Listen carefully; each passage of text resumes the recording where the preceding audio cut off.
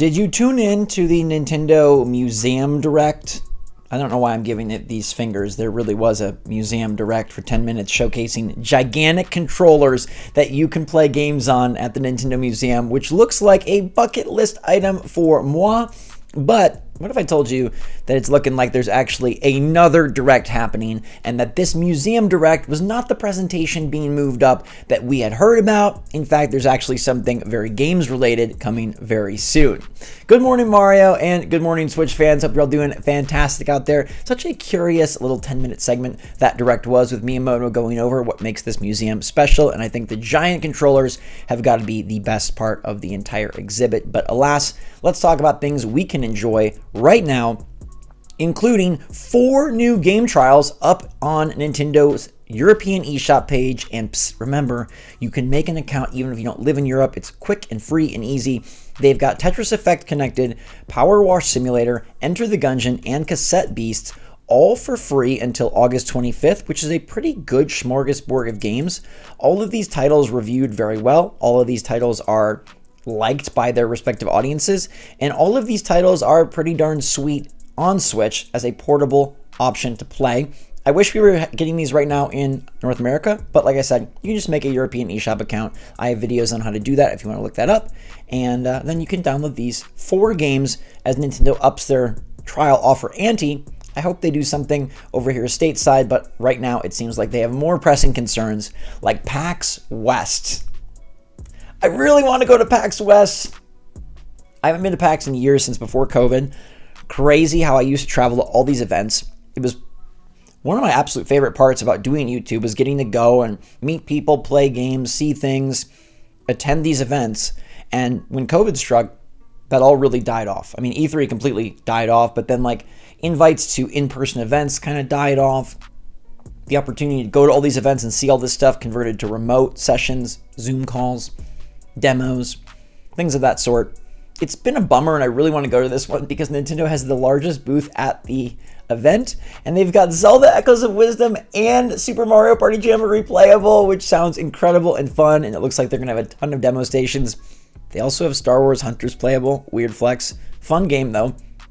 But it's all about Zelda Echoes of Wisdom, getting to play that a month early, and getting to play Mario Party Jamboree 2 months early. That is why I really want to go. That seems like a super fun time. I'm glad to see Nintendo embracing PAX West and being back facing fans. So any old Joe or Shro can go and play Zelda Echoes of Wisdom, so long obviously as you have a PAX West badge. But it's not behind closed doors, it's not reserved for just YouTubers, it's not only for journalists, it's for everyone. And I think that's really cool and nifty, especially in a year where we're like, okay, Nintendo, what are you doing? Because clearly they're up to something. Clearly they've got big business on their mind. They are going to PAX West, but they have so few games submitted to Gamescom that Gamescom had to completely nix the Best Nintendo Games category for the first time since 2011. Gamescom has always had a Best Nintendo Game category where Nintendo submits games, judges vote on the best Nintendo game of the show, because obviously Nintendo is a major platform holder. They have a ton of cool games. This year they submitted so few games that they're not even part of the awards show, which in the grand scheme of things means absolutely nothing. Nintendo doesn't probably care all that much. A Gamescom award is like a nice thing to put on the bulletin board, but that's about it. And it's not that they don't have good games, it's just that they didn't submit them. Nintendo is not having a presence at Gamescom. The Pokemon Company is, probably with Pokemon Pocket, but since Nintendo won't really be there, they probably didn't see any reason to submit a bunch of games, and it's more of a logistics thing than it is like, oh, Nintendo is having a crappy year. Because I think they're having a good year thus far, and that year is going to get better. Because remember, I talked about Brazil, the journalist who said so many things about Switch 2 delays, and about virtually every, I think factually every presentation that Nintendo has put on this year, he's had some dirt on, he's had some information. He's kind of become the go-to guy now that Birdman, what was his name? I'm already forgetting about this guy. Pioro has fled the coop. Brazil said that there was stuff moving at Nintendo, that events were being moved forward, and that there was a presentation, a big presentation, being moved up to the next couple of weeks that he'd heard about. Then when this Nintendo Museum Direct appeared, everyone was like, okay, was that it? Was that what you heard about Brazil? Was that what you've been teasing? This Nintendo Direct was just 10 minutes of museum nonsense? But Brazil is doubling down. He says this wasn't all I was talking about. There's more coming this month. Why would I suggest this would cause movement in the speculation thread, indicating that why would he even mention this in the Nintendo Direct speculation thread when he knows these hardcore fans over on Fama boards, the message board where Brazil posted, they're not going to like a museum direct. I mean, it's cute, but it's not what you think of when Brazil says, oh, there's a big presentation coming. Now, Brazil has clarified in the past that he believes an Indie World will be in September, and now he's getting even more granular, saying there's more coming this month. And he doesn't believe that's the Indie World presentation. Therefore, that would be a direct presentation. Now, let's get really down into the nitty-gritty here, because Gamescom Opening Night Live just happened. So we're out of the way of that. Gamescom is going on. So maybe that rules out this week. MEO is coming out next week, but I don't know how much Nintendo cares about MEO. No offense, but they're dropping a 3-part demo. They feel like they really need to sell fans on that game and get exposure out there. So maybe another trailer in a direct wouldn't actually hurt, but actually help exposure and awareness. This isn't a Mario or a Zelda that's just going to sell like gangbusters because of the guy on the front cover. It might need some more hype, and maybe Nintendo views it as such a small title in their overall arsenal that they're okay with having a direct.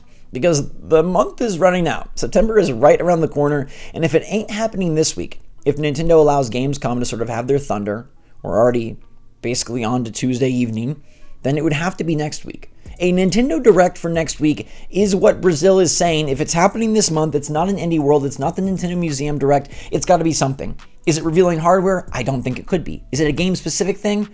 I feel like not.